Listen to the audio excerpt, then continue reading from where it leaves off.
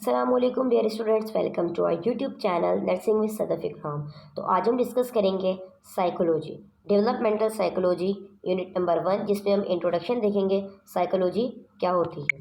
तो ये हमारे पास कुछ स्ट्रेटजीज़ होती है जिनको हमने फॉलो करना है कि हमारे टेस्ट क्या है, group presentation, mid term exams के नंबर है और फाइनल टर्म एग्जाम्स के नंबर।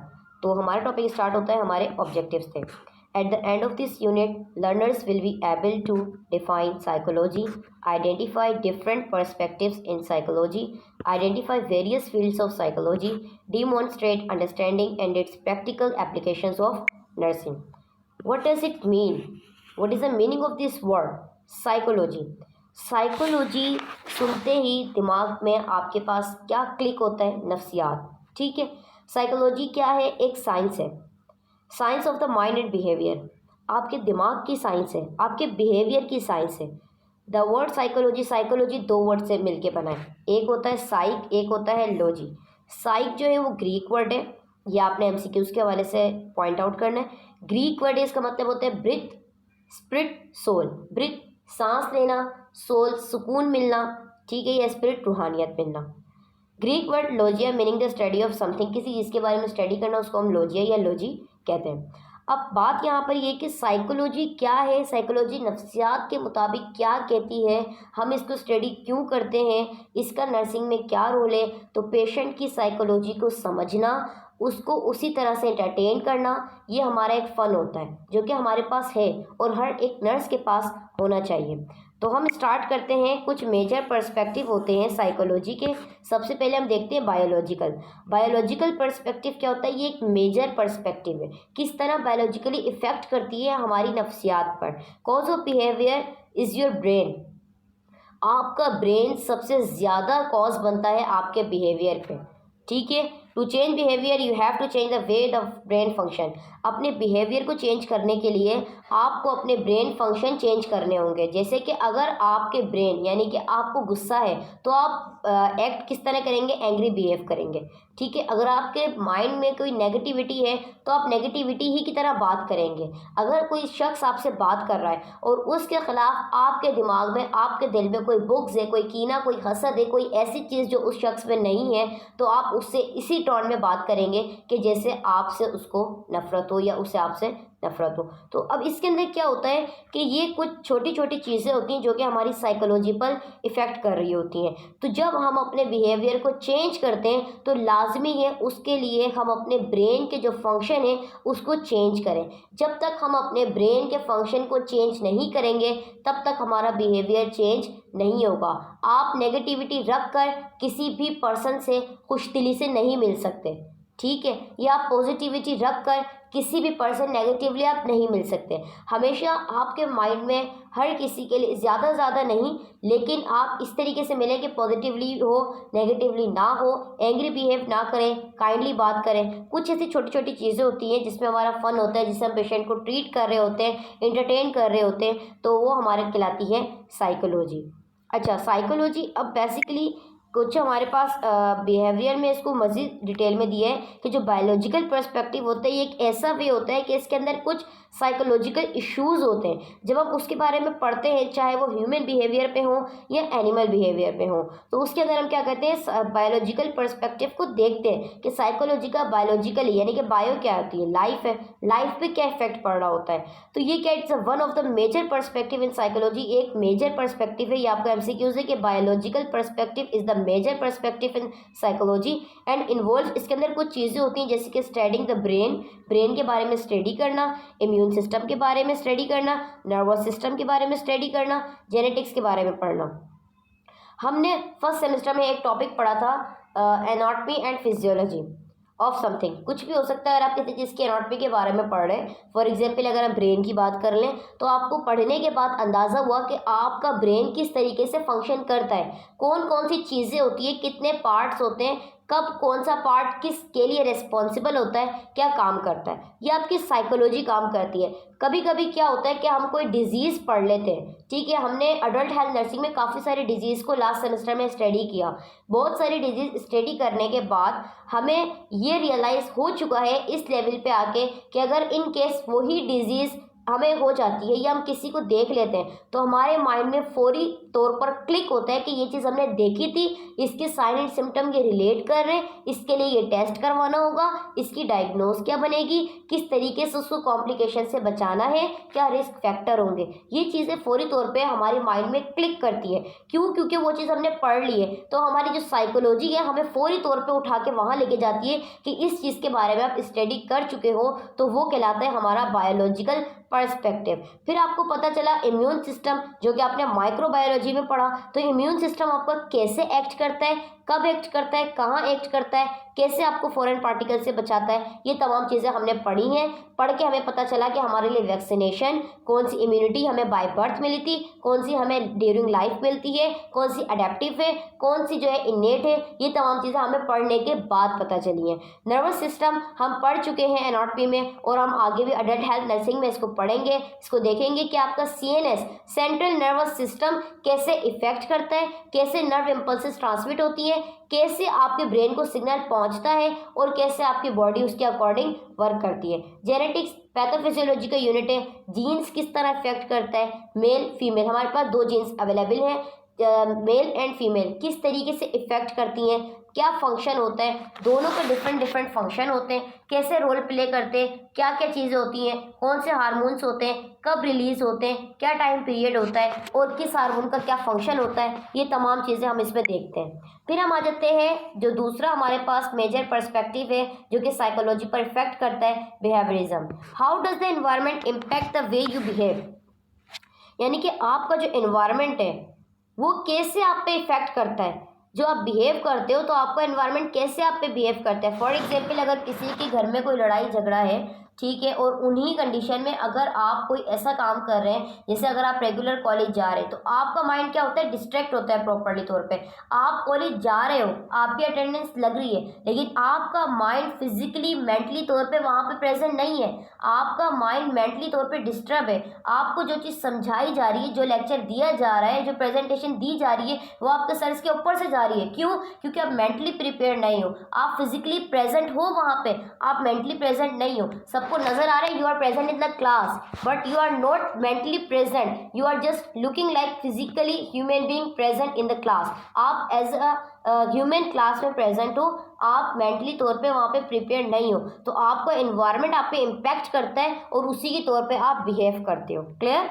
इन्वायरमेंटल कंडीशंस होती हैं लाइक रिवॉर्ड्स पनिशमेंट, कुछ इन्वायरमेंटल कंडीशन भी होती हैं। अब अगर आप रेगुलर जा रहे हो और अचानक से आपको कोई पनिश कर दे किसी भी चीज़ पे, आप रेगुलर जा रहे हो, रेगुलर आप असाइनमेंट कर रहे हो, प्रेजेंटेशंस कर रहे हो, ठीक है, उसके बाद आप लेक्चर ले रहे हो, और एक दिन ऐसा हुआ कि आपका असाइनमेंट कंप्लीट ना हो, प्रेजेंटेशन आपने ना दी हो, किसी अर्जेंसी की वजह से, अर्जेंट काम की वजह से आपने ऑफ कर लिया हो, नेक्स्ट डे पे आपको पनिशमेंट मिल गई हो, तो आपका एनवायरनमेंट कैसे फौरी तौर पे चेंज होता है? आपके माइंड में फौरी तौर पे ये चीज़ क्लिक होती है कि मैं रेगुलर था, मैंने असाइनमेंट अपने तमाम किए, मेरी अटेंडेंस पूरी थी, मैंने प्रेजेंटेशन भी दी थी, एक दिन ना करने की वजह से मुझे पनिशमेंट दी गई।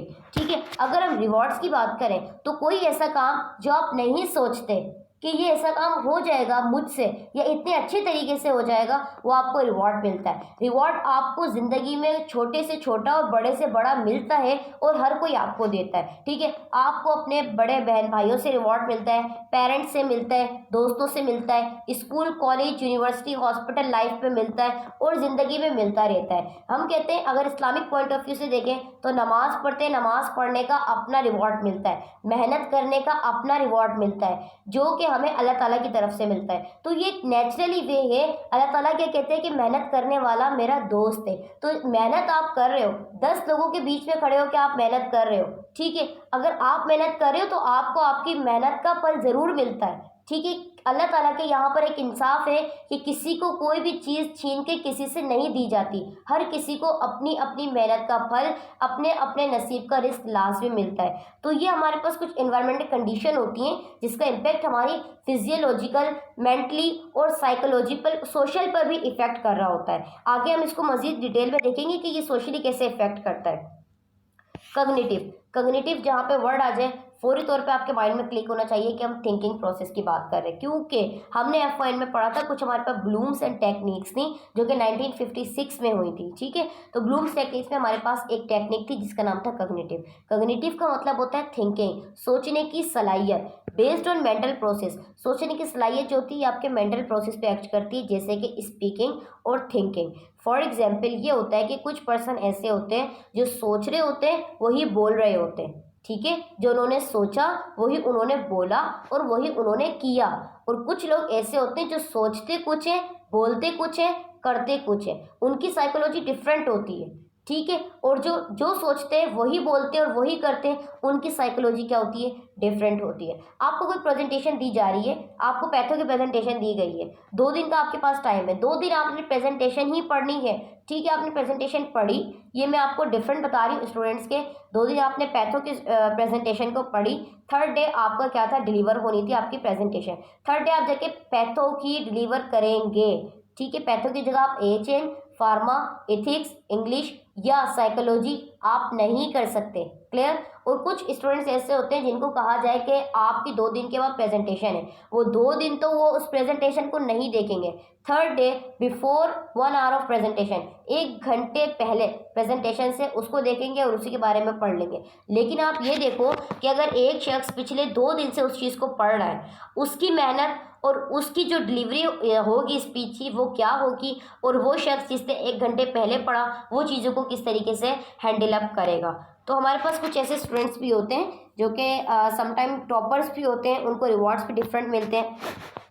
तो इंसान जो है जो सोचे वही करे और वही बोले, वो ज़्यादा बेहतर होता है। ना कि ये कि अगर सामने वाले के लिए आपके दिल में नफरत है और आप उससे सिर्फ खुश दिली से मिल रहे हो सिर्फ लोगों को दिखाने के लिए, तो ये चीज़ भी गलत होती है। People that because they think, लोग ऐसा करते क्यों हैं, क्योंकि वो सोचते हैं। अगर वो पॉजिटिव सोचेंगे तो वो पॉजिटिव करेंगे, नेगेटिव सोचेंगे तो वो नेगेटिव करेंगे। अब बात ये आती है कि वो सोचते क्यों हैं। पीपल थिंक, लोग सोचते हैं। Why? Because they are human, क्योंकि वो इंसान है। ठीक है, क्योंकि वो इंसान है। इंसान और जानवर में एक फ़र्क होता है सिर्फ कि इंसान और जानवर दोनों के पास सोचने की सलाहियत भी होती है, दोनों के पास काम करने की सलाहियत भी होती है। ठीक है, लेकिन इंसान बोल सकता है और जानवर बोल नहीं सकता।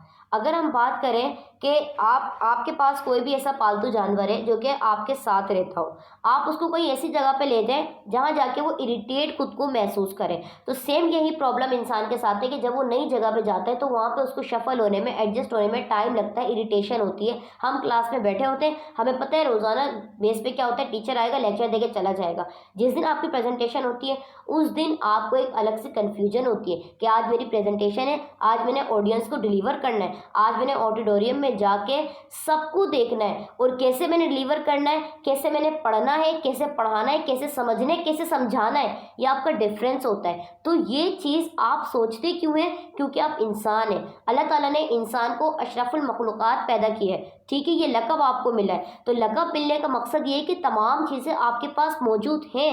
अल्लाह ताला ने आपको इसलिए ये लक़ब दिए क्योंकि आप ये सारे काम कर सकते हैं। हम अगर किसी को कोई लक़ब देते हैं तो हम उसकी सलाहियतों को देख के देते हैं। अगर हमने अल्लामा इकबाल को शायर मशरिक़ कहा तो क्यों कहा, क्योंकि वो पोइटिस्ट थे, बेस्ट पोइटर थे, तो इसीलिए हमने उनको लक़ब दिया। ठीक है, फाउंडर ऑफ पाकिस्तान हम कायदे आज़म को कहते हैं, क्यों कहते हैं, क्योंकि उन्होंने पाकिस्तान बनाया, उन्होंने एक्शन लिया। ठीक है, तो इसीलिए हम क्या करते हैं, हम ह्यूमन बीइंग हैं, हम सोचते हैं, हम काम करते हैं। नेक्स्ट हम आ जाते हैं ह्यूमनिस्टिक। ह्यूमनिस्टिक क्या होती है, इंसानियत। अब इंसानियत क्या होती है, people are innately good and capable of choice. लोगों को हम खुद तलाश करते हैं। ठीक है, कैपेबल ऑफ चॉइस किया, ये हमारे अंदर एक कैपेबिलिटी होनी चाहिए कि हम किन लोगों के साथ हमारा उठना बैठना है, क्योंकि हम जो चीज़ अपने घर से सीखते हैं, जो चीज़ हम अपनी फैमिली से सीखते हैं, जो चीज़ हम अपने फ्रेंड से सीखते हैं, उसमें काफ़ी सारा डिफरेंस होता है। ठीक है, हम स्कूल से सीखी हुई चीज़ को काफ़ी टाइम तक देखते रहते हैं, वो चीज़ हमारे पास चलती रहती है। आप दोस्तों से कोई ऐसी चीज़ सीखते हैं जो कि आपकी टाइम टू टाइम चलती है। हर चीज़ का एक टाइम होता है, हर चीज़ का एक लेवल होता है, हर चीज़ का एक पीरियड होता है, और अपने अपने लेवल, अपने अपने पीरियड और अपने अपने टाइम के हिसाब से हर चीज़ मेजर करनी होती है। मेन टास्क जो होता है ह्यूमन का is to grow and develop. मतलब अगर आप जॉइंट फैमिली में आप रहते हैं, ठीक है। तो जॉइंट फैमिली में रहने से क्या होता है कि वहाँ पे आपकी ग्रोथ एंड डेवलपमेंट होती है। कोई ऐसी चीज़ होगी आपकी या आपके बहन भाइयों में से किसी की, कोई एक ऐसी चीज़ या कोई ऐसी आदत जो आपके फैमिली में से किसी मेंबर से मिलती हो, चाहे वो आपके पेरेंट्स हो, चाहे वो बड़े बहन भाई हो, चाहे वो कोई कज़न हो या आपके चाचू मामू, कोई भी ऐसी आदत हो जो आपसे मिलती हो या किसी से मिलती हो।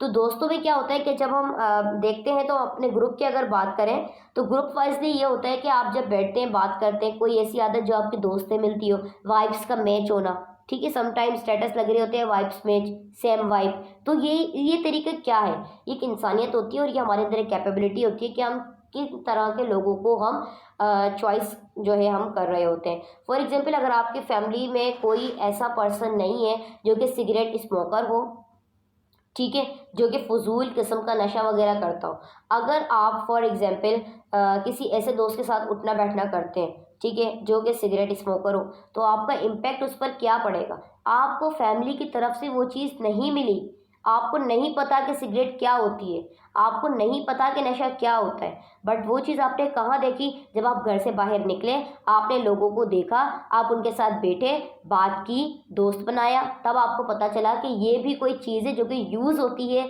इसका नेगेटिव यूज़ किया जाता है, ठीक है। तो ये चीज़ होती है। तो ये हमारे अंदर अपनी कैपेबिलिटी होनी चाहिए कि हम लोगों को कैसे चूज़ करें। तो ये लोगों को चूज़ करने वाली आदत हर एक इंसान में होनी चाहिए और सब अपने ही हिसाब से, अपने मुताबिक ही लोगों को जो है चूज़ करें और लोगों को दोस्त बनाएं।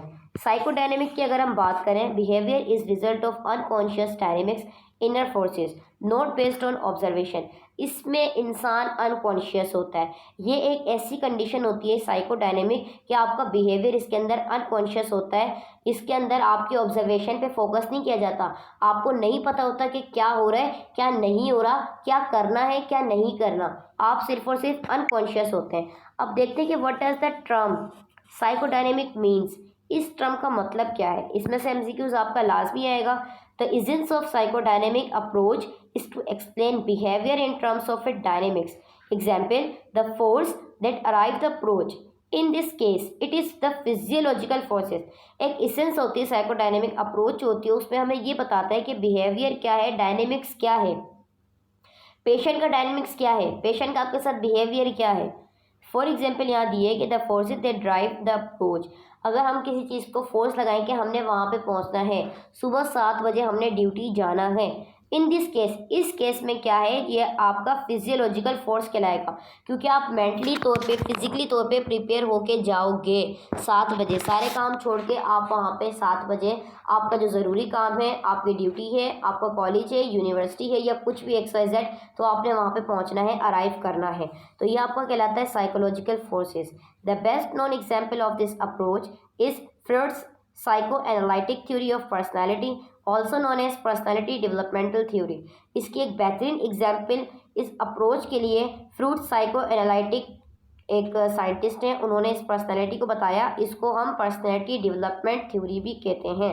आपकी पर्सनैलिटी क्या होती है, पर्सनैलिटी बहुत ज़्यादा मैटर करती है। आपकी ड्रेसिंग, आपकी way of communication, way of looking, way of seeing to someone, way of hearing to someone, way of deliver your speech to someone, ये तमाम चीज़ें बहुत ज़्यादा मैटर करती हैं, तो आपकी इससे पर्सनैलिटी बनती है। फॉर एग्जाम्पल, ये सारी चीज़ों को मैं उर्दू में ट्रांसलेट करके बताऊं कि आपका ड्रेसिंग सेंस क्या होता है, आपका बात करने का तरीका, आप किस तरह लोगों को देखते हैं, किस तरह सुनते हैं, किस तरह बोलते हैं, कैसे आप चलते हैं, ये तमाम चीज़ें आपकी पर्सनैलिटी पर आती हैं। अदर साइकोडायनेमिक थ्योरीज, बहुत सारी साइकोडायनेमिक थ्योरीज होती हैं, जैसे हमारे पास यहाँ दी गई है कार्ल जंग्स वर्क टू, ये भी एक साइकोडायनेमिक थ्योरी है। अब थ्योरीज की अगर हम बात करें तो थ्योरी, किसी भी साइंटिस्ट ने कोई थ्योरी बता दी जो कि उन्होंने खुद से एक्सपेरिमेंट किया हो, और वो हम जब उसको पढ़ते तो हमारे पास थ्योरी आ जाती है, जिसमें हमारे पास सिर्फ एक पॉइंट मिलता है कि इस साइंटिस्ट ने इस चीज़ के बारे में बताया था। Socio cultural behaviour result from social and cultural influences, example casing. अब इसमें क्या होता है कि आपका जो बिहेवियर होता है वो आपका सोशल और कल्चरल, आपका कल्चरल और सोशल आपका क्या कहता है, क्या इफ़ेक्ट होता है आप पर, वो उसका असरअंदाज होना वो कहलाता है सोशो कल्चरल आपका वे कहलाता है, ये भी आपके पास आता है साइकोलॉजिकल में। अब डेफिनेशन क्या होती है सोशल कल्चरल की, कि social cultural is a framework, एक ऐसा फ्रेमवर्क है that emphasises the responsibility of social and cultural context in human being, जो कि एम्फसाइज करता है, जोर देता है कि हमारी जो है माशरे में और कल्चरली लिहाज से हमारे कॉन्टेक्स्ट पर एक इंसान में क्या क्या जिम्मेदारियां होती हैं, सोशली तौर पे भी और कल्चरली तौर पे भी। Mixture of interaction of social and cultural elements, यहाँ पर हमारे पास सोशली और कल्चरली एलिमेंट्स का मिक्सचर दिया होता है कि हम जो काम सोसाइटी में कोई काम करना सोशली भी हम देखते हैं, कल्चरली भी हम देखते हैं कि ये अलाउ है या नहीं। अगर हम इसकी बात करें, ठीक है, तो अगर आप इसको देखें तो ये एक पॉजिटिव वे में भी है और एक नेगेटिव वे में भी होती है। हम देखें कि अगर सोशली हिसाब से देखा जाए तो माशरा इस चीज़ पे क्या कहता है, ठीक है, before marriage and after marriage ये चीज़ें सारी चीज़ें हमें देखनी होती हैं। कल्चरली तौर पे आप देखते हो तो फिर मैटर करता है कि सोशल और कल्चरली आपकी जो रिस्पॉन्सिबिलिटी है आप उसको किस तरीके से फुलफिल करते हैं। इवोल्यूशनरी क्या होता है कि mental abilities involve over millions of years, बहुत सारी ऐसी सलाहियत काबिलियत जो आप काफ़ी टाइम से देख रहे हो, जैसे कि विजन हम काफ़ी टाइम से देख रहे हैं। व्हाट इज़ इवोल्यूशनरी साइकोलॉजी, हम फॉर एग्जांपल अगर आप अपनी उम्र का तकाजा करें कि अभी आप 25 ईयर्स के हैं, 30 ईयर्स के हैं, 28 के हैं, 22 के हैं, जो भी आपकी उम्र है, आपने अभी तक क्या क्या देखा, क्या क्या एक्सपीरियंस किया, वो तमाम की तमाम आपकी इवोल्यूशनरी साइकोलॉजी कहलाती है। इवोल्यूशनरी किस तरीके से ह्यूमन बिहेवियर को एक्सप्लेन करती है। Evolutionary psychology can be applied to any topic studied by psychologist. Evolutionary psychology जो होती है वो हम किसी भी टॉपिक पे अप्लाइड कर सकते हैं जो हमने साइकोलॉजिस्ट के बारे में पढ़ा हो, यानी कि कोई ऐसा साइकोलॉजिस्ट आपने देखा हो माहिर नफ्सियात और उसके बारे में स्टडी की हो, वो आपका कहलाता है इवोल्यूशनरी साइकोलॉजी। बेस्ड करती है डॉन्स थ्योरी पे, इवोल्यूशन पब्लिश हुई थी 1959 में, ये मोस्ट इंपॉर्टेंट है, आपने याद रखना है कि इवोल्यूशनरी डॉन्स थ्योरी ने एक्सप्लेन किया था, पब्लिश किया था 1959 में। डॉन ने क्या कहा था कि जो इवोल्यूशन होता है वो एक्ट करता है पैटर्न पे, बिहेवियर ऑफ पैटर्न आपका क्या है और साथ साथ एनाटॉमी फिजियोलॉजी क्या है आपकी बॉडी की। जैसे मैंने आपको बताया अभी स्टार्टिंग में हमने बात की कि फर्स्ट सेमेस्टर में हमने एनाटॉमी एंड फिजियोलॉजी पढ़ा। होप कि आप लोगों को अभी तक ये चीज़ें याद होंगी कि आपका एनाटॉमी एंड फिजियोलॉजी बेसिक चीज़ें आपकी क्या थी। आपका हार्ट ब्लड को पंप करता है, कैसे करता है, कहाँ तक करता है, क्यों करता है, ना करे तो क्या होगा, ज़्यादा करे तो क्या होगा, ब्लड प्रेशर क्या होता है, ये चीज़ें आपको क्यों पता है, क्यों, क्योंकि आपने ये पढ़ लिया। अभी जब हम साइकोलॉजी पढ़ लेंगे फिर जब आप पेशेंट को एंटरटेन करोगे तो आपको ये पता चल जाएगा कि ये कौन सी साइकोलॉजी है, कौन सा पेशेंट है आपके पास, चाहे वो डिप्रेस पेशेंट हो, चाहे वो नेगेटिविटी लेके बैठा हो पेशेंट, चाहे वो पॉजिटिविटी लेके बैठा हो, या कोई भी ऐसा पेशेंट हो जिसको देखना मुश्किल है। पेशेंट की साइको अगर आपने समझ ली, उसको एंटरटेन करना ये आपका फ़न है और ये बहुत ज़्यादा इजी हो जाता है। जब हमें पेशेंट की साइको समझ नहीं आती तब हम बहुत ज़्यादा हमें एथिक्स समझ नहीं आती तो हम क्या करते हैं, एथिकल डिलेमा में चले जाते हैं। एथिकल डिलेमा क्या चीज़ होती है कि एक ऐसा हमारे पास पेशेंट या एक ऐसा सिनेरियो आ जाता है जिसमें हमें समझ नहीं आता कि सही रास्ता किधर है और गलत रास्ता किधर है। पेशेंट आपके सामने है बट आपको समझ नहीं आ रहा कि आपने उसको ट्रीट किस तरीके से करना है। तो हमारे पास 7 मेजर पर्सपेक्टिव थे मॉडर्न साइकोलॉजी के, जो कि 7 के 7 आपको छोटी छोटी डेफिनेशन के साथ याद होने चाहिए because of your BCQs। It's important. Psychodynamic हमने देखा, बिहेवियरल हमने देखा, कॉग्निटिव देखा, बायोलॉजिकल देखा, क्रॉस कल्चरल यानी कि सोशल एंड कल्चरल देखा, इवोल्यूशनरी देखा और लास्ट में हमने ह्यूमनिस्टिक देख लिया। साइकोलॉजी क्या कहती है, some time a person silence means I am tired of explaining to people who will never ever care to understand. कुछ टाइम ऐसा होता है या कभी कभार ऐसा होता है कि हम खामोश हो जाते हैं और हम थक जाते हैं लोगों को एक्सप्लेन करते हुए। क्यों? क्योंकि जब सामने वाले को समझना ही नहीं है तो आपकी एक्सप्लेनेशन देने का क्या फ़ायदा। और ये वक्त एक ऐसा वक्त होता है, जो पॉइंट मैंने अभी जिक्र किया जो साइकोलॉजी लिखा हुआ, ये पॉइंट एक ऐसा पॉइंट होता है कि वो हर किसी की लाइफ में एक ना एक दिन ज़रूर आता है कि हम हर किसी को अपनी एक्सप्लेनेशन देते हैं, हर किसी को हम बताते हैं, ठीक है। लेकिन एक दिन या एक वक्त ऐसा आता है जब आपको रियलाइज़ होता है कि आपकी एक्सप्लेनेशन का कोई फ़ायदा नहीं है।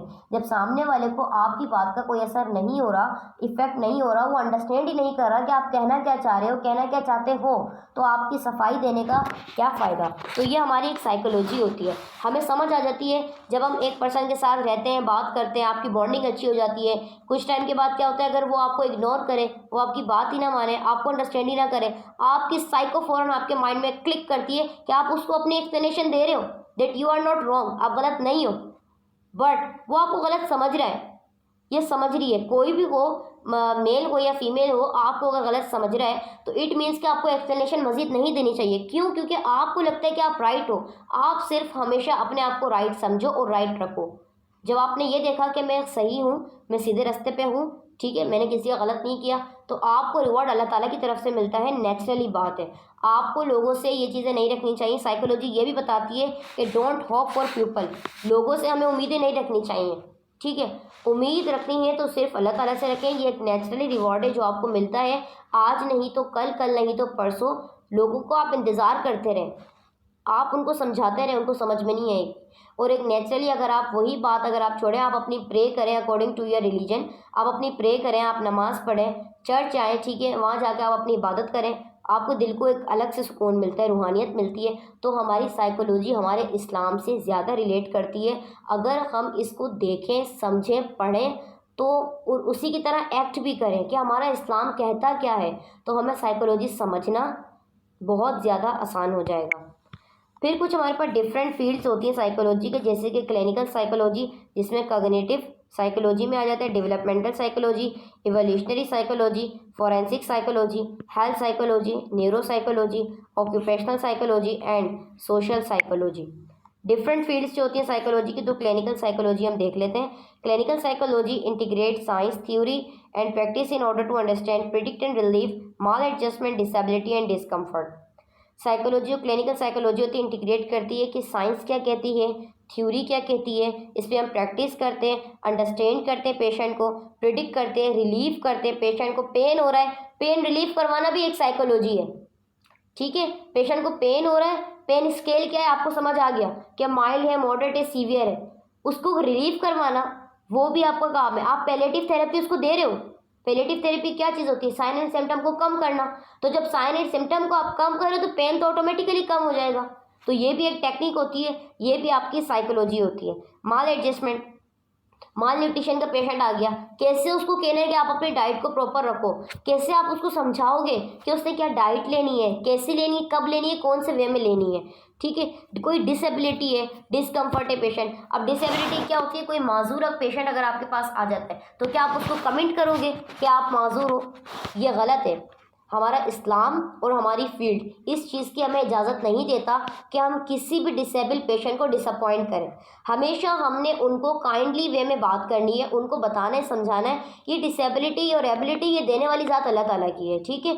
खुद को कभी भी दूसरों से कमतर नहीं समझना चाहिए। हमेशा हमने उनको काइंड वे में बात करनी है, किस तरह उनको समझाना है। डिस्कम्फर्ट है, उसको कंफर्टेबल फील करवाएं। जिस इन्वायरमेंट में हुए, ठीक है, वो हॉस्पिटल में आ गए, आप कहीं के रिलैक्स हो जाएं, ठीक है, आपकी ये प्रॉब्लम है, आप ठीक हो जाएंगे, कोई ऐसा इशू नहीं है। इन्फेक्शन वगैरह, ये प्रॉब्लम वगैरह, ये वायरस और ये वायरल चीज़ें होती रहती हैं, कोई इशू नहीं है। Clinical psychology also promotes adaptation, adjustment and personal development. इससे क्या होता है, जब हम पेशेंट को इस तरीके की बात करते हैं, ठीक है, तो पेशेंट क्या होता है, उसको हम प्रोमोट कर रहे होते हैं कि उसकी अडेप्शन क्या है, किस तरह वो में अडेप्ट कर रहा होता है, हमारी चीज़ों को किस तरीके से वो देखता है, कैसे आपकी उसकी बॉन्ड होने लग जाती है। एक नर्स का और एक पेशेंट का पॉजिटिव रिलेशनशिप होना लाजमी है। अगर आपका आपके पेशेंट के साथ रिलेशनशिप अच्छा हो जाता है तो आपका पेशेंट जहाँ एक हफ्ते में ठीक होना था वो 5 दिन में स्टेबल हो जाता है, क्योंकि आपके बिहेवियर से सबसे ज़्यादा इफेक्ट पड़ता है, ठीक है। क्योंकि हमने कम्युनिकेशन पढ़ा था। कम्युनिकेशन अगर आपको याद हो, फंडामेंटल ऑफ नर्सिंग में हमारे पास यूनिट था कम्युनिकेशन।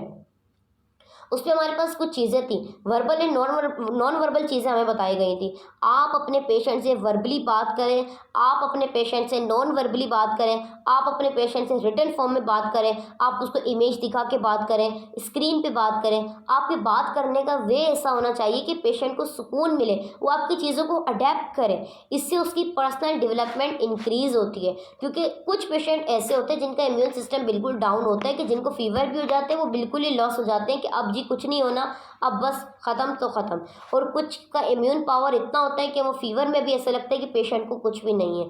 तो ऐसे पेशेंट हमारे पास काफ़ी सारे आते हैं, आते हैं और आते रहेंगे। तो उनको ट्रीट करना या आपको एंटरटेन करना, ये आपका फ़न है जो आपके पास होना चाहिए। साइकोलॉजी बेसिकली ये आपका फ़न है, ये आपका ऐसा सब्जेक्ट है, इसको आप as a fun, as a game apply करेंगे पेशेंट पे। जो पढ़े अप्लाई करें, जो पढ़े अप्लाई करें।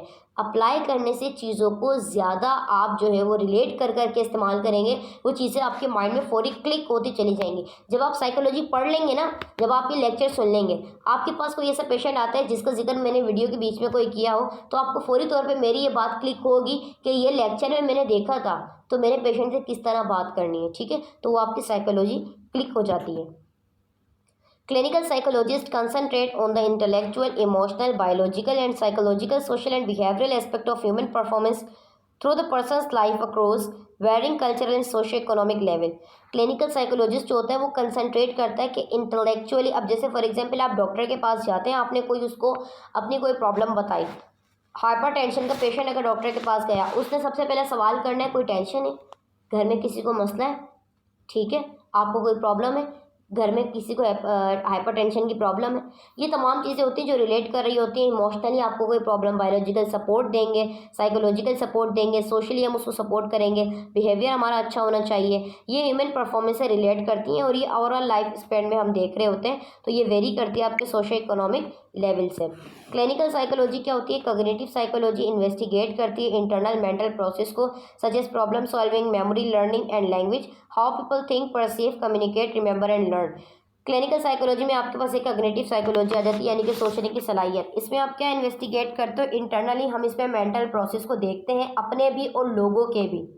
जैसे कि प्रॉब्लम सॉल्विंग, किसी भी मुश्किल में आप आ गए, कैसे उसको हल करना है। मेमोरी, आपकी प्रेजेंटेशन थी, एक हफ्ते पहले आपको बताया गया प्रेजेंटेशन है, आपको याद है या नहीं, आपका मेमोरी पावर कितना है, ये लेक्चर आप एक दफ़ा लेंगे, आप पेपर हल कर सकते हैं या नहीं, आपने इस लेक्चर में दिए गए मेन पॉइंट को नोट किया या नहीं, मेन पॉइंट को नोट करने के बाद उनको याद किया या नहीं। ठीक है, लर्निंग, आपने लेक्चर देखने के बाद आपको कितनी लर्निंग मिली, आपकी लैंग्वेज क्या है। तो इसमें हम क्या चीज़ें देखते हैं क्लिनिकल साइकोलॉजी में? हाउ पीपल थिंक, लोग कैसे सोचते हैं, कैसे परसीव करते हैं, कैसे कम्युनिकेट करते हैं, कैसे याद करते हैं और कैसे सीखते हैं। I hope to all of you student कि आप जब ये लेक्चर ले लेंगे तो आपको इस चीज़ का, इस क्वेश्चन का आंसर आपको मिल जाएगा कि लोग कैसे सोचते हैं, कैसे सीखते हैं, कैसे बोलते हैं, कैसे याद करते हैं और कैसे सिखाते हैं। ठीक है, तो ये आंसर आपको इंशाल्लाह मिल जाएगा। This branch of psychology is closely related to the other discipline such as neuroscience, philosophy and linguistic. ये जो ब्रांच होती है ना साइकोलॉजी की, क्लिनिकल साइकोलॉजी, ये रिलेट करती है आपके इसके अंदर तमाम डिसिप्लिन आ जाते हैं, चाहे वो न्यूरो से रिलेटेड हो, फिलोसफर से रिलेटेड हो या किसी साइंस से रिलेटेड हो, वो तमाम के तमाम आपको क्लिनिकल साइकोलॉजी में ही मिल रहे होते हैं। फिर हम आ जाते हैं डेवलपमेंटल साइकोलॉजी पर। डेवलपमेंट यानी कि ग्रोथ होना। Developmental psychology is the scientific study of systematic psychological changes that a person experiences over the course of his her life span. Developmental psychology क्या होती है? एक ऐसी साइंटिफिक स्टडी होती है जिसको हम सिस्टमेटिक साइकोलॉजिकल चेंजेस भी कहते हैं, कि एक पर्सन या ह्यूमन बींग अपनी लाइफ में क्या एक्सपीरियंसेस कर रहा है। जैसे हम कभी कभी बैठे हैं, आपको याद आता हो कि आपका बचपन कैसा था, बचपन की कोई ऐसी आदत जो आपको याद हो, ठीक है, आप अपने बचपन को याद करके वो आपका मुस्कुराना, वो आपकी चीज़ें रिलेट करना, बड़े हो गए कोई ऐसी चीज़ें जो आपको एक्सपीरियंस मिला हो, या कुछ ऐसे स्टूडेंट्स हैं जो जिनके बच्चे हैं तो अपना बचपन उनसे रिलेट करना। हर किसी की लाइफ में डिफरेंट डिफरेंट एक्सपीरियंसेस होते हैं, तो उस चीज़ों को आगे बढ़ते हुए हम देखते हैं, उसी में हमारी डेवलपमेंट होती है, इसी में हमारी ग्रोथ होती है। तो हर किसी की लाइफ में कोई ऐसा वाकया, कोई ऐसी चीज़ जो कि उसको मेमोरेबल रह जाए, जो उसको टिल डेथ तक याद रहती है कि ये चीज़ थी, जो एक बार हुआ था वो उसने टाइम डेट सब चीज़ें उसको याद रहती हैं। तो हर किसी की लाइफ में डिफरेंट डिफरेंट एक्सपीरियंसेस होते रहते हैं जिससे पर्सन चेंज होता है। वो हम कहते हैं कि ज़िंदगी में कोई एक ऐसा मोड़ आता है किसी भी इंसान की लाइफ में जो कि उसको प्रॉपरली चेंज कर देता है, चाहे वो उसको पॉजिटिवली की तरफ लेकर आ जाए। अगर नेगेटिव पर्सन है और कोई ऐसा एक्सपीरियंस उसके साथ हुआ कि वो उसको पॉजिटिवली की तरफ ले आए, किसी भी रिलेशनशिप में हो सकता है, ठीक है, और कोई ऐसा पॉजिटिव पर्सन हो जिसकी लाइफ में कोई ऐसा मोड़ है जो उसको नेगेटिव की तरफ ले जाए। तो ये ज़िंदगी में मोड़, खुशियाँ, ऊंच नीच, ये तमाम की तमाम चीज़ें टिल डेथ तक आती रहती हैं। इनको देखते हुए, इनको सॉर्ट आउट करते हुए हमने अपनी लाइफ स्पेन को बढ़ाना होता है, ठीक है, और हमने अपनी ज़िंदगी गुजारने के मराहिल में हम चल रहे होते हैं। तो ये हमारी डेवलपमेंटल साइकोलॉजी होती है। इसी के साथ साथ हमारे ब्रेन किस तरह वर्क करता है, ठीक है। अब हमें फॉर एग्जाम्पल कोई धोखा हो गया किसी के भी साथ, अब आपको उससे कितने सारे सबक सीखने को मिले कि भरोसा करो तो सिर्फ अपने ऊपर और अल्लाह ताला की ज़ात पर, ठीक है। किसी को अपने नेक्स्ट स्टेप का नहीं बताएं, सेकंड वन। नंबर थर्ड, अगर आपने बताया या आपने कर लिया, वो काम आपको मिल गया और उसका आपने रिवॉर्ड ले लिया, तो वो भी आप किसी से शेयर ना करें।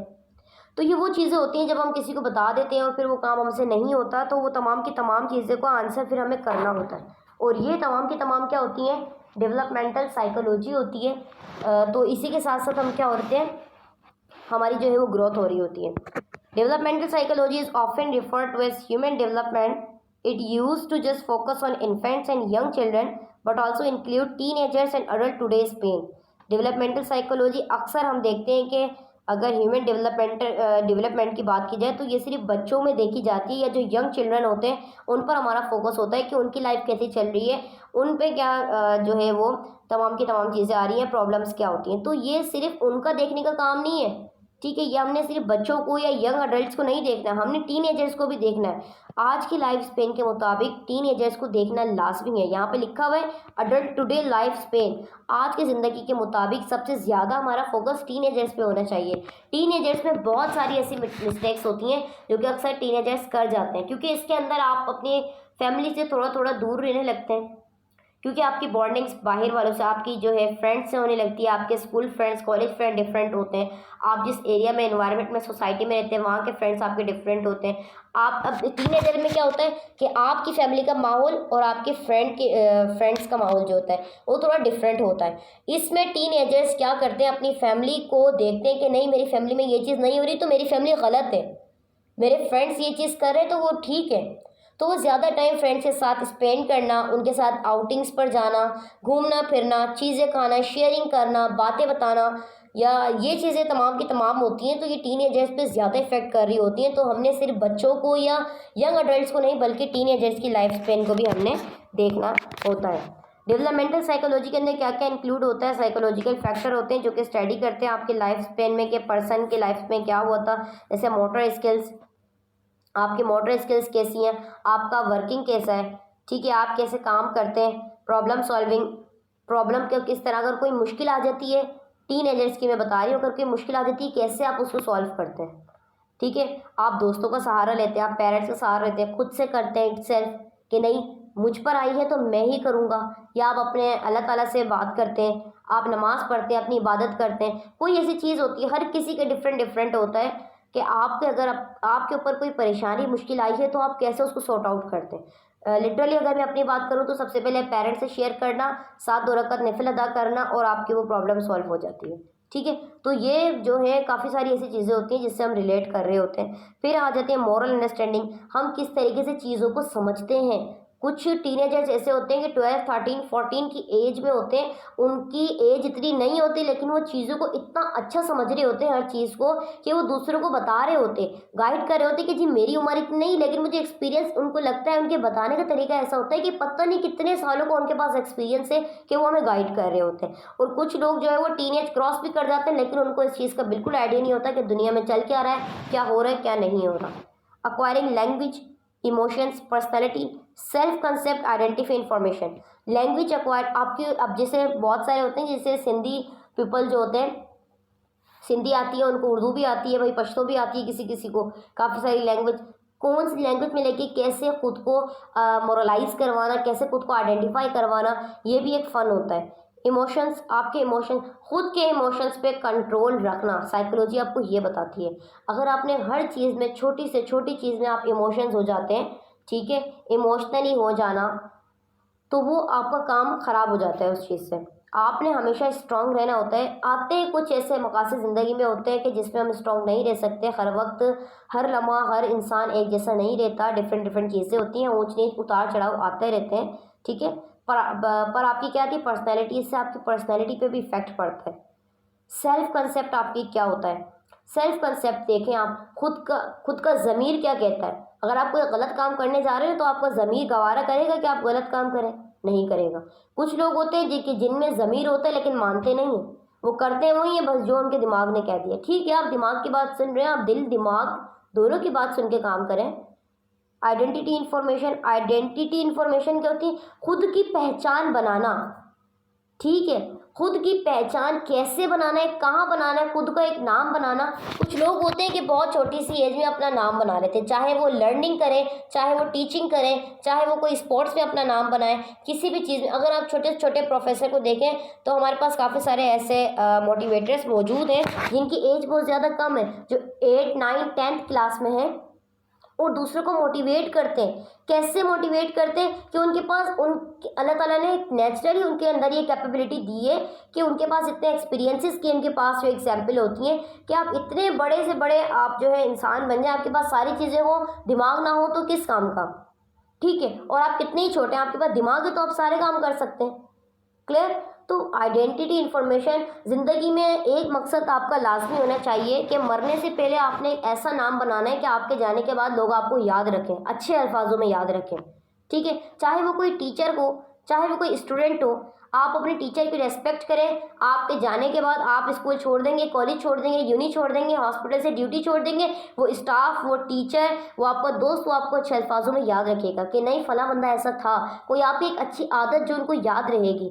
तो अपनी इंफॉर्मेशन, अपनी आइडेंटिटी फॉर्मेशन लाजमी बनाएं। आप चाहे दोस्तों में हो, चाहे आप फैमिली में हो, आपने अपनी हमेशा आइडेंटिटी बनानी होती है। फैमिली में आइडेंटिटी कैसे बनाते हैं? कज़न सारे मिल जाते हैं, ठीक है, सारे स्टडी कर रहे हैं, वेल एंड गुड, लेकिन कोई एक ऐसा हुनर तो होगा जो आपके अंदर डिफरेंट होगा, तो आप उसको आगे लेके जाएं, अपने हुनर को आगे लेके जाएं, अपनी स्किल्स को बढ़ाएं, अपनी पावर को बढ़ाएं, अपनी स्ट्रेंथ बढ़ाएं, ठीक है। कि लगे कि आप 10 लोगों के बीच में बैठे हैं और आपके पेरेंट्स प्राउड फील करें कि नहीं मेरा बच्चा अलग नज़र आ रहा है कोई ऐसी काबिलियत जो आपको कह रहा है कि ठीक है मेरा बच्चा अलग नज़र आ रहा है, तो क्यों? उसकी कोई ना कोई वजह है, उसके पीछे का बैकग्राउंड आप देखें। कोई मोटिवेटर्स होते हैं, उनके पीछे का आप मॉरल चेक किया करें, उनकी कॉग्निटिव आप जो है चेक किया करें कि उनकी सोचने की सलाहियत किस तरीके से होती है, ठीक है। जहाँ भी आप जाएं आप अपना नाम बनाएं। एक मकसद आपका ज़िंदगी में होना चाहिए कि अपना नाम बनाएं, ठीक है। और नाम बनाने में आपके पास मुश्किलें आती हैं, परेशानियां आती हैं, लोग आपको ताने देते हैं, सब कुछ करेंगे, लेकिन आपने पीछे नहीं हटना कि नहीं एक नाम बनाना है। क्लियर? इवोल्यूशनरी साइकोलॉजी हमारे पास क्या होती है? Evolutionary psychology looks at how human behaviour has been affected by psychological adjustment during evolution. कि लोग किस तरीके से जज करते हैं, खुद को एडजस्ट कैसे करते हैं, इवोल्यूट कैसे करते हैं, ये आपका साइकोलॉजी कहलाता है। ह्यूमन बिहेवियर जो होता है वो कैसे इफेक्ट होता है। अब जैसे आप एक माहौल में हैं, अगर आप ऐसी फैमिली में रहते हैं कि जहाँ पे बाहर आना जाना अलाउ नहीं है, ठीक है, जो काम करना है घर में करना है, ठीक, तो उनकी साइकोलॉजी डिफरेंट होगी।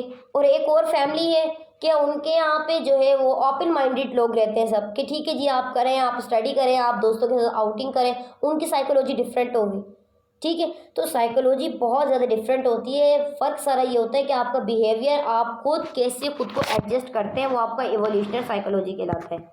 Just is biologist talk about natural selection और सेक्सुअल सिलेक्शन ड्यूरिंग इवोल्यूशन। अगर हम सिर्फ ज़िंदगी के हवाले से बात करें, एक होता है नेचुरल सिलेक्शन और सेक्सुअल सिलेक्शन की अगर हम बात करें इवोल्यूशन के दौरान, this branch of psychology applies psychology to the same way of thinking. तो ये सोचने सी ही सलाहियत से सारे काम होते हैं। Evolutionary psychologist believe for example that language और memory perception are functional product of natural selection.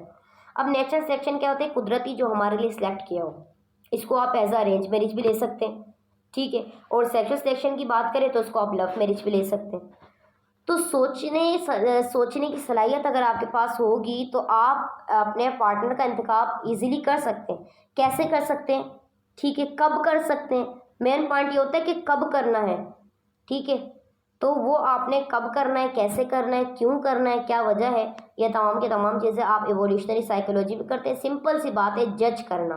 Natural selection आपके लिए की गई है, ठीक है, नेचुरल सिलेक्शन सबकी है, लेकिन कोई ना कोई एक बीच में ऐसा, वो कहते हैं कि टायर ऐसा घूमता है कि वो अरेंज तो है लेकिन वो चेंज हो जाता है।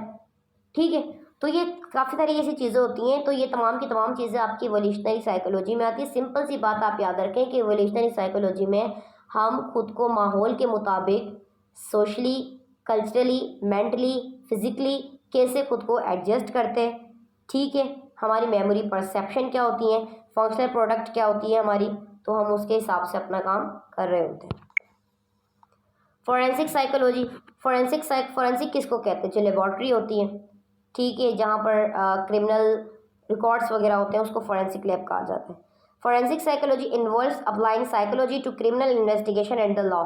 फोरेंसिक साइकोलॉजी में क्या होता है कि इसके अंदर साइकोलॉजी क्रिमिनल इन्वेस्टिगेशन की जाती है, कानून होता है। फोरेंसिक साइकोलॉजिस्ट क्या करते हैं? प्रैक्टिस करता है। साइकोलॉजी एक साइंस होती है, क्रिमिनल जस्टिस, लोगों को इंसाफ दिलाना, मुजरिमों को इंसाफ दिलाना एक सिस्टम होता है। सिविल कोर्ट्स, अदालत, हवलदार, ये चीज़ें होती हैं। फोरेंसिक साइकोलॉजी इन्वॉल्व, इसके अंदर क्या क्या होता है कि अंडरस्टैंडिंग क्रिमिनल लॉ, कानून को समझना, in the relevant jurisdiction in order to interact with judges, lawyers, other professional of the legal system। आपका कानून आपको क्या कहता है?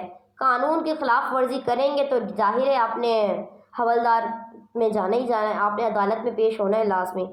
ठीक है, तो आपने कानून को फॉलो करना है। तो इंटरेक्शन हमारा जजेस के साथ होता है। जज ने क्या फैसला सुनाया, अकॉर्डिंग टू द जज, उसने कहा कि फांसी है तो ठीक है, फांसी उसने होनी है। लॉयर ने क्या कहा, दूसरे प्रोफेशनल सिस्टम में, लीगल सिस्टम जो होता है, उसने हमें क्या कहा। हमारे हॉस्पिटल्स की भी कुछ कवानीन होते हैं कि हमने उनको तोड़ना नहीं है। अगर आपको याद हो, थोड़ी सी अपनी मेमोरी रिकॉल करें कि बीएसएन में एडमिशन लेने के बाद आपने एक एफिडेविट बनवाया था जिसमें कुछ लॉस थे, जिसको आपने एक्सेप्ट किया, एफिडेविट बनवाया, आपको लेटर रिसीव हुआ कि ठीक है आपकी ज्वाइनिंग हो गई है, सही है। तो ये सब क्या हुआ है, ये आपने लॉस को एक्सेप्ट किया कि ठीक है ये मेरे मुल्क के, मेरे हॉस्पिटल के कानून है, मैंने उसको तोड़ना नहीं है। और साफ साफ मेंशन होते हैं उसमें कि अगर आप उसको तोड़ेंगे तो आपने फिर आगे पेशी देनी होती है। ठीक है, तो ये हमारे पास कुछ साइकोलॉजी होती है, ये भी हमारी एक साइकोलॉजी होती है कि हम किस तरीके से लॉस में रहते हुए, कानून को देखते हुए अपना काम कैसे कर रहे होते हैं। फिर फोरेंसिक साइकोलॉजी में ये भी होता है ability to testify in court, to present psychological findings in legal language to the court room and to provide data to legal professional in a clear way. अब एक लॉयर है, फॉर एग्जाम्पल आप पर कोई केस हो गया, आपने अपना लॉयर किया, ठीक है, जो कि आपके हक में बात करे।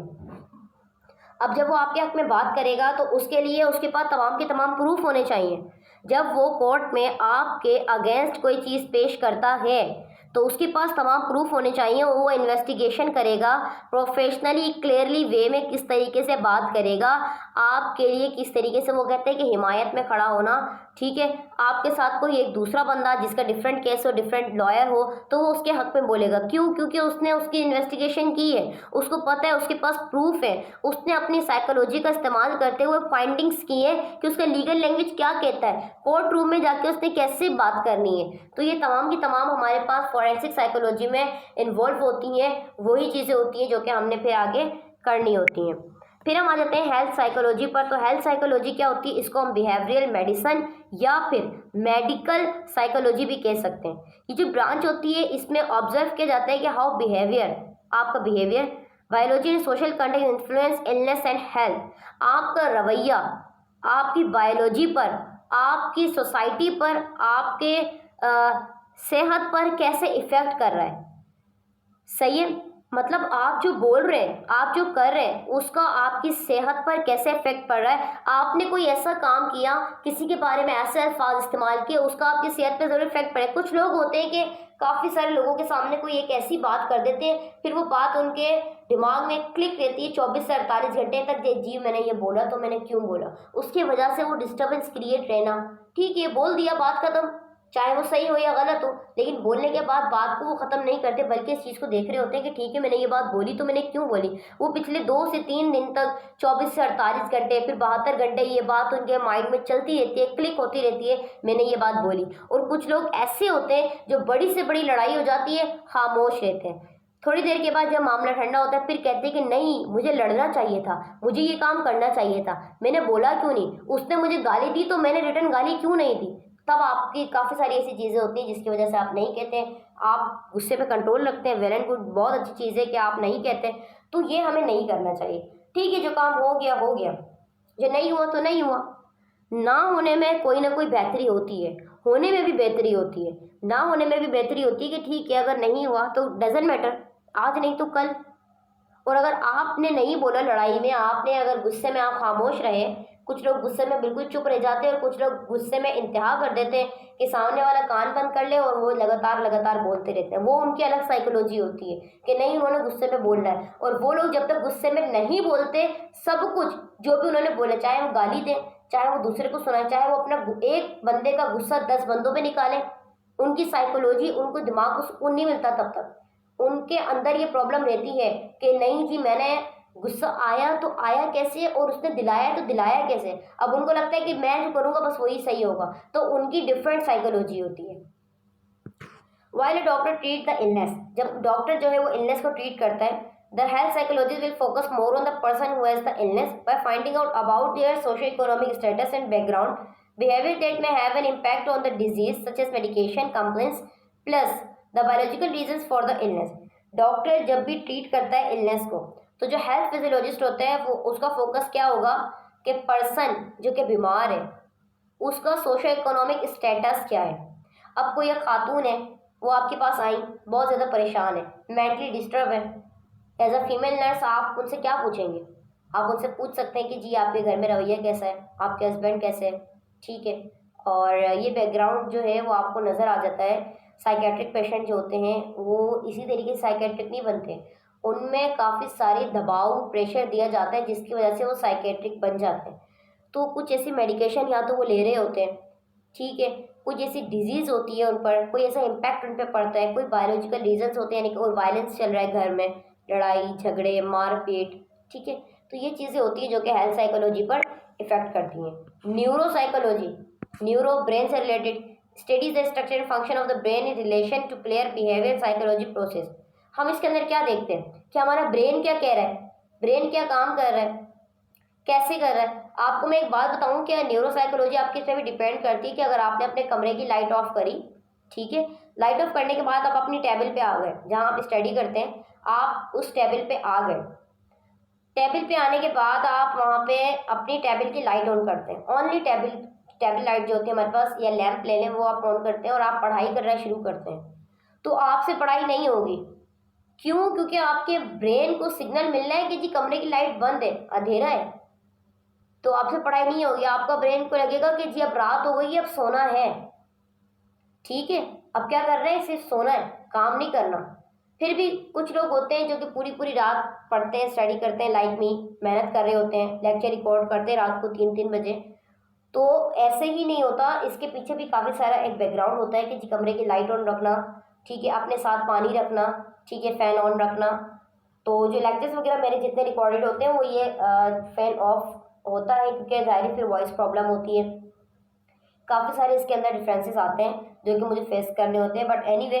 तो आपका ब्रेन क्या कहता है, न्यूरो साइकोलॉजी आपकी क्या कहती है कि आपका ब्रेन किस वक्त सोता है, कितना काम करता है। आपका ब्रेन भी पता है क्या है, हम इंसान हैं, हम अगर मॉर्निंग इवनिंग ड्यूटी कर लें ना, हम थक जाते हैं, और उसी दिन हमें कहा जाए कि आप नाइट ड्यूटी भी करें, तो नाइट ड्यूटी जब हम कर रहे होते हैं ना, हमारा फॉरहेड पे कितने रिंकल्स होते हैं ना, ये सिर्फ हमें पता होता है या सामने वाले को पता होता है कि किस तरह हम नाइट ड्यूटी करते हैं, ठीक है। उसके बाद क्या होता है, आप थक जाते हैं, भले आपको 2 दिन का गैप मिला उसके बाद कि आप रेस्ट करें, किसी भी इवेंट की वजह से आपकी अगर मॉर्निंग इवनिंग या नाइट लगा दी, ठीक है, आप रेस्ट करें 2 दिन, लेकिन नहीं, उस दिन हमें याद रहते हैं कि इस दिन हमने मॉर्निंग इवनिंग नाइट की थी, किन हालात में की थी, कैसे की थी, ये तो करने वाले को पता है। तो आपका ब्रेन क्या होता है, एक वक्त आता है कि आपका ब्रेन थक जाता है, उसको भी एक आराम की ज़रूरत होती है कि हमने कैसे उसको रिलीफ देना होता है। कभी कभी आप कुछ लोग ऐसे होते हैं कि जो अंधेरे में सोना पसंद करते हैं, जब उनके कमरे की लाइट ऑन होती है तो उनकी आँख खुल जाती है, उनकी साइकोलॉजी डिफरेंट है। उनके ब्रेन को आदत है कि नहीं अंधेरा है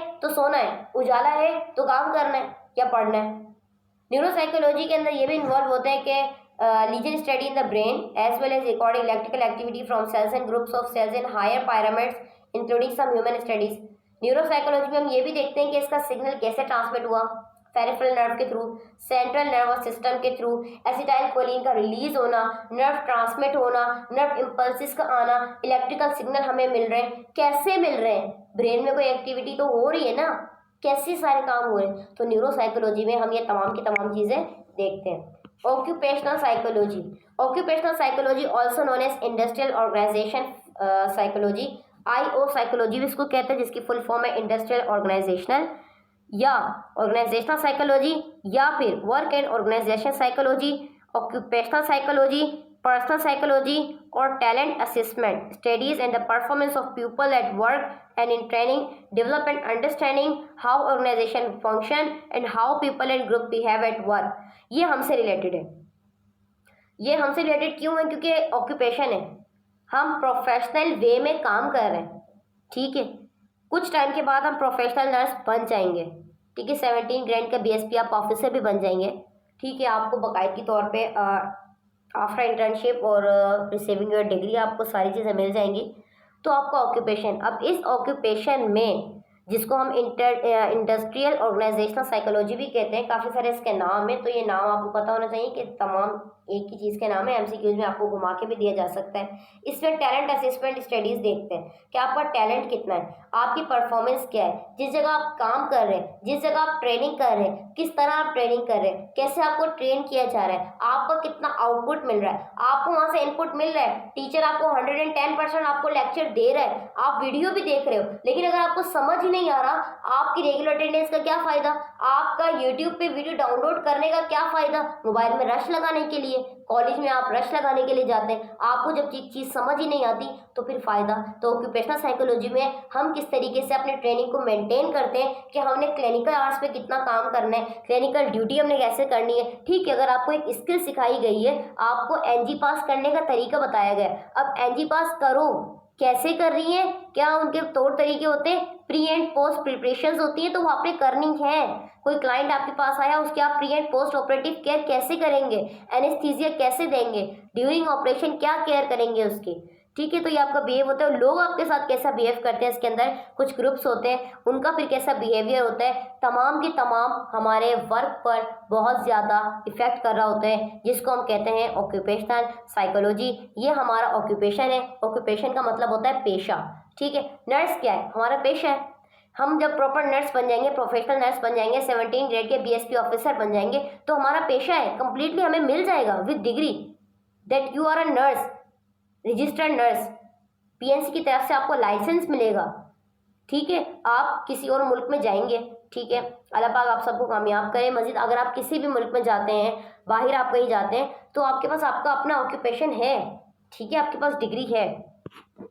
occupational psychology aims to increase effectiveness, efficiency and satisfaction at work. अब जहां आप काम कर रहे हैं, जिस हॉस्पिटल में आप ट्रेनिंग कर रहे हैं, वहां से आप सेटिस्फाई हैं, वहां पे आपको क्या इफेक्टिवनेस मिल रहा है, वहां पे आपकी एफिशिएंसी क्या है, आप काम को किस तरीके से सीख रहे हैं। ठीक है, एक स्टूडेंट है, रेगुलर आता है क्लास में, कोई इंटरेस्ट नहीं है, क्लिनिकल भी कर रहा है, कोई इंटरेस्ट नहीं है, 4th सेमेस्टर लग गया, IV आपको लगानी नहीं आई है, 4th सेमेस्टर आपको लग गया, आपको फॉलिस पास करनी नहीं आई, 4th सेमेस्टर आपको लग गया, आपको सक्शनिंग करनी नहीं आई, 4th सेमेस्टर आपको लग गया, आपको एजीट्यूब पास करनी नहीं आई। तो आपने कॉलेज जाके क्या सीखा, आपने अपनी ट्रेनिंग में क्या सीखा? जब आपने अपने क्लिनिकल आवर्स को टाइम नहीं दिया, तो आपकी रेगुलर अटेंडेंस का क्या फ़ायदा? जब आपके टेस्ट में मार्क्स अच्छे नहीं आ रहे, तो आपका लेक्चर लेने का क्या फ़ायदा? तो ये हमारे पास कुछ ऑक्यूपेशनल साइकोलॉजी होती है, जिसको हम देख रहे होते हैं या हम उस चीज़ से गुजर रहे होते हैं। फिर हम आ जाते हैं सोशल साइकोलॉजी। सोशल साइकोलॉजी क्या है? Uses scientific method to understand and explain how feeling. इसमें एक ऐसा मेथड होता है जिसको हम समझते हैं और बताते हैं। Feeling, behaviour and thoughts of people influence by the actual, imagine and implied presence of other people. वही बात फिर से यहाँ पर रिपीट हो रही है कि हम एक्सप्लेन करते हैं कि हमारा बिहेवियर कैसा है, हम एक्चुअली लोगों की सोच क्या है, लोगों का नजरिया कैसा होता है। वो कहते हैं कि नजर का ऑपरेशन हो सकता है, नजरिए का नहीं। लोग किस नजर से आपको देखते हैं और आपको देखने के बाद उनका क्या नजरिया होता है, ये आपका सोशल साइकोलॉजी में आता है। क्योंकि सोशल, हम समाज की बात कर रहे होते हैं, सोसाइटी की बात करते हैं। जब आप बाहर निकलते हैं तो लोग आपको किस नजरिए से देखते हैं, कैसे देखते हैं, क्या कहते हैं, कुछ कहा, ठीक है, कैसे कहा, क्यों कहा, ये तमाम चीज़ें आपके पास आती हैं। उन्होंने अपनी सोच के मुताबिक कहा। लोग आपको अगर गलत कमेंट्स भी करते हैं तो वो इतना ही गलत कह सकते हैं जितनी उनकी सोच थी या जितना उनका नज़रिया था। ठीक है, अगर पॉजिटिव करते हैं तो वेल एंड गुड, वो आपके काम से, वो आपकी दी हुई मेहनत से अप्रिशिएट होते हैं। ठीक है, वो आपको रिवॉर्ड देते हैं, ये उनका अपना नज़रिया होता है। तो लोगों का नज़रिया भी डिफरेंट डिफरेंट होता है, पॉजिटिव भी होता है, नेगेटिव भी होता है। हमें हर किसी को ज़्यादा सीरियस नहीं लेना चाहिए। ठीक है, अब ऐसा भी नहीं आपको एक रिवॉर्ड मिल जाए, आप भाई कहें कि मैं भाई सब कुछ कर सकता हूँ, मुझे एक रिवॉर्ड मिल गया, ऐसा नहीं है। आप कोशिश करें कि अगर आज आपको फॉर एग्जाम्पल 25% पर रिवॉर्ड मिला है, आप कोशिश करें मैं इसको 30 to 35% लेके जाऊँ, आप कोशिश करें मैं उसको 50 तक लेके जाऊँ, आप कोशिश करें मैं उसको 65 तक लेके जाऊँ। तो आप अपने रिवॉर्ड को इंक्रीज करें। आज एक पर्सन ने आपको रिवॉर्ड दिया, कल को आपको 2 से 3% रिवॉर्ड दें, 4 से 5 दें, और आपकी एक पूरी फैमिली बन जाए। Clear? Social psychologists will look at group behavior, social perception, non-verbal behavior, conformity, aggression, prejudice, and leadership. Social perception, social interaction are seen as key to understanding social behavior. Society में काफ़ी सारे ऐसे लोग रहते हैं, सबका नज़रिया अलग अलग होता है, सबकी सोच अपनी अपनी होती है। किसी के दिल में नेगेटिविटी ज़्यादा होती है, किसी के दिल में पॉजिटिविटी ज़्यादा होती है, सबकी साइकोलॉजी डिफरेंट होती है। एक घर में अगर 10 अफराद भी रहते हैं तो उन सबकी सोचने की सलाहियत डिफरेंट है, काम करने की सलाहियत डिफरेंट है। कोई किसी चीज़ में माहिर है तो कोई किसी चीज़ में माहिर है। 3-4 बहनें हैं, ठीक है, कोई खाना पकाने में माहिर है, कोई पढ़ने में माहिर है, कोई खेलने में माहिर है, कोई बातें बनाने में माहिर है। क्या है, सबकी साइकोलॉजी डिफरेंट है। तो आपकी जो है सोशल परसेप्शन क्या होती है, नॉन वर्बल बिहेवियर। अगर आप, ठीक है, आंखों के इशारों से भी बात करें, नॉन वर्बल है ना, साइकोलॉजी काम करती है। आंखों के इशारे से डर जाना, ये भी आपकी साइकोलॉजी है। पेरेंट्स आपको दूर से ऐसे आंखों से इशारा करें कि नहीं ये काम नहीं करना, तो नहीं करना, क्यों? क्योंकि आपकी साइकोलॉजी है। आपको आपके पेरेंट्स ने आफ्टर बर्थ ये बात आपके माइंड में क्लिक करवा दी कि जी हमने कहना है कि कहीं आपको लेके जाना है, इस जगह से आपने उठना नहीं है। आंखें दिखा दे तो आपने ये काम नहीं करना, तो ठीक है नहीं करना, क्यों? क्योंकि आपको सिखाया गया, आपको बताया गया। तो ये आपकी सोसाइटी है जो आपको बताती है। नेक्स्ट हमारे पास रहते हैं why is psychology important for nursing. यहाँ आ जाती है हमारी सारी बात। हमने 1 घंटे का लेक्चर तो लिया, हमने ये देखा कि साइकोलॉजी हमारे लिए ज़रूरी क्यों है। पूरा लेक्चर लेने के बाद हम लास्ट स्लाइड पे हम ये देखते हैं कि क्यों ज़रूरी है। Nurses perform many important task in the care of patient. Nurses काफ़ी सारे टास्क को परफॉर्म करती हैं पेशेंट की केयर में। Interacting with patient from a diverse range of background allow nurses to provide better care. हर किसी के पेशेंट का बैकग्राउंड डिफरेंट डिफरेंट होता है। कोई अपने घर से परेशान है, कोई अपनी फैमिली से परेशान है, कोई अपनी बीमारी से परेशान है। ठीक है, तो हर किसी का डिफरेंट डिफरेंट बैकग्राउंड होता है। हर किसी को हमने डिफरेंट डिफरेंट वेज से इंटरटेन करना होता है, ये हमारा फन है। An educational background that includes psychology training can give you the tools that you need to as healthcare professionals to provide the best care and accurately identify any mental health issues that a patient may have. Educational background से अगर हम देखें तो इसमें हमारी psychology शामिल होती है कि हमने किस तरह पेशेंट को ट्रेन करना होता है। कुछ हमारे पास टूल्स होती हैं जो कि हेल्थ केयर में हम इस्तेमाल करते हैं प्रोफेशनली तौर पे कि हम बेस्ट से बेस्ट केयर हम पेशेंट को दे सकें, एक्यूरेटली आइडेंटिफाई करवा सकें उसको कि उसका एक्चुअल मेंटल कोई भी मेंटल हेल्थ इशू है उसका, या पेशेंट को कोई भी इशू है, कैसे हम उसको ट्रीट कर सकते हैं। वायरस से परेशान है, ठीक है, आप उसकी फैमिली से बात करें। हाइपरटेंशन का पेशेंट है, क्यों हुआ हाइपरटेंशन का पेशेंट? स्ट्रेस ज़्यादा था। क्यों था? फैमिली इशूज़ की वजह से। फैमिली इशूज़ को आप क्लियर करवाने की कोशिश करते हैं, हम उनके फैमिली में से बात करते हैं, फैमिली बैकग्राउंड को देखते हैं और प्रोफेशनल टूल को इस्तेमाल करते हुए हम उसको रिलीफ देते हैं। योर एजुकेशनल ट्रेनिंग, आपकी एजुकेशनल ट्रेनिंग क्या कहती है? Patient care is the focus for your formal education as you work toward earning a nursing degree. Patient care पे आपका फोकस होना चाहिए। जैसे आपका फोकस जो है वो अपनी डिग्री पर है कि हमने डिग्री लेनी है, तो आपने साथ में पेशेंट की केयर पे भी फोकस करना है। पेशेंट हु आर इल और इंजर्ड में experience a wide range of emotion. वो लोग जो कि ज़ख्मी हो जाते हैं या जो इल होते हैं, ठीक है, ज़्यादा बीमार होते हैं, उनको इमोशंस की ज़्यादा नीड होती है। मतलब उनको नर्स की या हेल्थ केयर प्रोवाइडर्स की सपोर्ट की, emotionally, physiologically, psychologically, culturally, socially, mentally तौर पे आप उसको सपोर्ट करें। Nurses who understand these emotions are better able to provide care of patient who seems angry or depressed about their health. वो nurse जो कि उनके इमोशन को समझे और समझते हुए उनको केयर प्रोवाइड करें, बेस्ट नर्स है। ठीक है। Nearly all nursing degree program include psychology courses where the basic course in general psychology or specialized courses in patient psychology that focuses on the mental state of ill and injured people. इसी के साथ साथ nursing degree programme के अंदर कुछ courses होते हैं जैसे कि साइकोलॉजी कोर्सेज हो गए, जहाँ पर कुछ बेसिक कोर्सेज होते हैं जिसमें जनरल साइकोलॉजी के बारे में बताया जाता है। स्पेशलाइज्ड कोर्सेज होते हैं जैसे कि पेशेंट की साइकोलॉजी के बारे में बताया जाता है, तो इसमें सिर्फ और सिर्फ आपकी साइकोलॉजी के बारे में ही डिस्कस किया जाता है। जबकि अगर हम BSN के सेमेस्टर 4 के एक पार्ट में अगर हम साइकोलॉजी पढ़ रहे हैं जिसका कंप्लीट नाम है डेवलपमेंटल साइकोलॉजी, तो ये हमारे साइकोलॉजी हमें पढ़नी चाहिए। क्यों? क्योंकि ये हमारी लाइफ से भी रिलेट कर रहा है। ठीक है, हमारी लाइफ से रिलेट कर रहा है। हम इसके अंदर काफ़ी सारे एक्सपीरियंसेस जो है वो हो रहे हैं और हम इसमें पेशेंट केयर दे रहे हैं, तो हमें ये चीज़ें ज़्यादा पता होनी चाहिए। Nurses who are working on an advance degree will typically take more courses on psychology than those with basic training. वो नर्सिस जो कि ज़्यादा एडवांस डिग्री पे काम कर रही हैं तो वो साथ साथ में टिपिकल केयर भी करेंगी। मतलब अगर NA अगर आप करें, नर्सिंग असिस्टेंट करें, ठीक है, आपने साइकोलॉजी वहाँ पढ़ लिया, पोस्ट RN करें साइकोलॉजी वहाँ पढ़ लिया, BSN कर लिया साइकोलॉजी वहाँ पढ़ लिया, तो ज़्यादा से ज़्यादा ट्रेनिंग दे सकते हैं साइकोलॉजी पेशेंट को, या साइकोलॉजी के बारे में सिंपल आप जनरल साइकोलॉजी कर लें BSN के साथ साथ, तो आपकी साइकोलॉजी ज़्यादा स्ट्रॉन्ग हो सकती है। Caring for patient commonly refer to as bedside manner. ये अगर कॉमनली अगर हम केयर करें ना, जैसे हाथ पकड़ के पेशेंट की केयर करना, पल्स चेक करना, तो ये बेड साइड मैनर में लेके जाता है। बट आपने कम्युनिकेट करना है, पेशेंट की केयर करनी है, आपका इम्पैक्ट क्या पड़ रहा है उस पर, पेशेंट की मेंटल स्टेट क्या है, ओवरऑल सेंस आपने देखना होता है। ठीक है, और आपने हमेशा पॉजिटिव रिलेशनशिप कायम रखना होता है।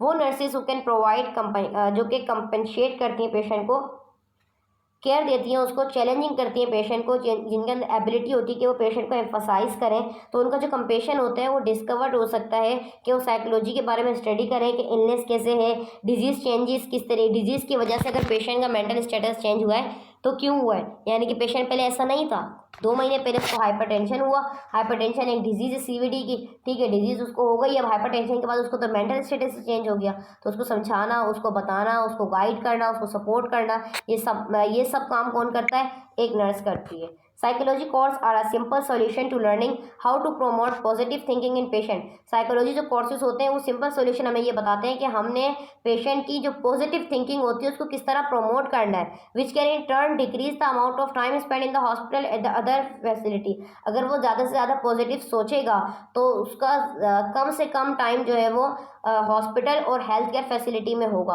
क्योंकि लोग ज़्यादा सोचने की वजह से खुद को परेशान करते हैं, परेशान होने की वजह से बीमार होते हैं, बीमार होने की वजह से वो हॉस्पिटल में आ जाते हैं। Positive thinking and optimise has been shown to decrease recovery time and enhance the sense of wellbeing among ill patient. Positive thinking जो है वो आपके टाइम को रिकवर करती है, आपके टाइम को इन्हेंस करती है कि आप ज़्यादा से ज़्यादा पॉजिटिव सोचें, खुश रहें। ठीक है, तो ये आप जो है वो जो इल पेशेंट होते हैं, जो कि बीमार पेशेंट होते हैं, उनमें ये चीज़ ज़्यादा होनी चाहिए, उनको इस चीज़ का ज़्यादा ख्याल रखना चाहिए कि वो हमेशा पॉजिटिव चीज़ को ही लेके आगे चलें। Patient care is more complex than simply providing medication personal care. Patient care बहुत ज़्यादा ज़रूरी है, सिंपली ये नहीं होता कि बुखार हो रहा है आप पैराडोल देके वापसी आ जाए वार्ड से। पर्सनल केयर से ज़्यादा इंपॉर्टेंट, मेडिकेशन केयर से ज़्यादा इंपॉर्टेंट पेशेंट की केयर होती है, वो केयर जो आप उसको emotionally, psychologically, spiritually, culturally, socially, mentally आप उसको दे रहे होते हैं। As a nurse you will also need to able to communicate effectively with people who are in pain or suffering from illness. As a nurse आप क्या कर सकते, नर्स होने के नाते आपको ये भी समझना चाहिए, लाजमी होगा कि अगर कोई पेन में तड़प रहा है, कोई दर्द से तड़प रहा है, किसी को कोई ऐसी चीज़ से सफ़र कर रहा है, अपनी ज़िंदगी गुजार रहा है इलनेस से, ठीक है, तो आपने उसको कैसे कम्युनिकेट करना है, इफेक्टिवली आपने उसको कैसे बताना है। Taking psychology courses will give you the information you need to provide the best care even the most challenging circumstances for patient. Psychology courses जब आप लेंगे तो उसमें आप क्या ले सकते हैं कि आपके पास इन्फॉर्मेशन होगी कि आपने पेशेंट को बेस्ट केयर कैसे प्रोवाइड करनी है, पेशेंट को कैसे चैलेंज करना है, सर्कमस्टांसेस क्या होते हैं। चैलेंजिंग पेशेंट पता है क्या होता है? चैलेंजिंग पेशेंट होता ही आपको साइकेट्रिक में है कि आप साइकेट्रिक पेशेंट, अभी आप जब 5th सेमेस्टर में जाएंगे तो आप MHN पढ़ेंगे, मेंटल हेल्थ नर्सिंग, लेकिन उससे पहले जब आपकी बेस अच्छी बन जाएगी साइकोलॉजी की तो आपको मेंटल हेल्थ नर्सिंग क्लियरली समझ आएगा। लेकिन जब आपको यही नहीं पता होगा कि साइकोलॉजी होती क्या है, क्लिनिकल साइकोलॉजी क्या होती है, कॉग्निटिव साइकोलॉजी क्या होती है, बिहेवियरल साइकोलॉजी क्या होती है। तो मेंटल हेल्थ नर्सिंग पढ़ना आपका किस काम का, ठीक है। तो इसलिए अपनी बेस को प्रॉपरली बनाएं। स्पेशलाइज्ड डिग्री क्या होती है, there are several option available to obtain a nursing degree. बहुत सारे डिफरेंट ऑप्शन होते हैं हमारे पास नर्सिंग डिग्री के लिए, जैसे कि मेंटल हेल्थ नर्सिंग प्रोग्राम जिसमें हम specialise environment mental health nursing अगर आप करते हैं जैसे साइकेट्रिक के डॉक्टर, तो वो मेंटल हेल्थ फील्ड में काम करके और उसी के स्पेशलाइज बन जाते हैं। Mental health nursing need to be familiar with a wide range of mental disorder. जो मेंटल हेल्थ नर्सिस होती हैं वो उन पे जो है वो मेंटल डिसऑर्डर ज़्यादा होते हैं, मेंटल डिसऑर्डर को देखते हैं और ये भी देखते हैं how to work with patient, उन लोगों के साथ कैसे काम किया जा सकता है with severe mental illness. Mental disorder कोई भी हो सकता है और ये इतना ख़तरनाक होता है कि जैसे आप मेंटल वार्ड में चले जाते हैं, साइकेट्रिक वार्ड में चले जाते हैं, तो पेशेंट आपको देख के या तो आपको मारना शुरू हो जाते हैं, आपको देख के हंसना, रोना, उठना, चीखना, चिल्लाना, इस तरीके के कुछ डिसऑर्डर होते हैं। तो ये जो MHN स्पेशलाइजेशन कर लेते हैं, MSN नहीं MHN मेंटल हेल्थ नर्सिंग में, तो उनको इस चीज़ का अंदाज़ा होता है कि उन्होंने इन पेशेंट को कैसे ट्रीट करना है। तो ये थी आज की हमारी PPT। अगर इसमें आपको कोई चीज़ समझ में नहीं आई है तो उसका क्वेश्चन आप कमेंट सेक्शन में पूछ सकते हैं। Thank you so much.